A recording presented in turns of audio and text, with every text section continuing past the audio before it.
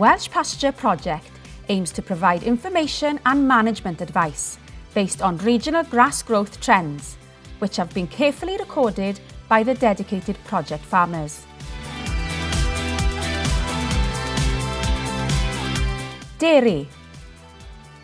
The number displayed on the map shows the average growth in your region. Arrows indicate the change in growth for the region compared to the previous measurement. Dairy project farms. Average regional grass growth over the last week, 24 kilograms of dry matter per hectare per day. Beef and sheep. The averages for beef and sheep farms are up in most regions from the last measurements. Beef and sheep project farms.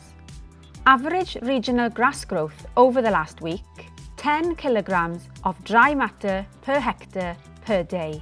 Dry weather has allowed for great grazing conditions.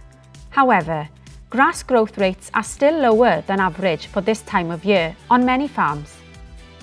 This week's grazing tips from Sarah Morgan of Precision Grazing Limited.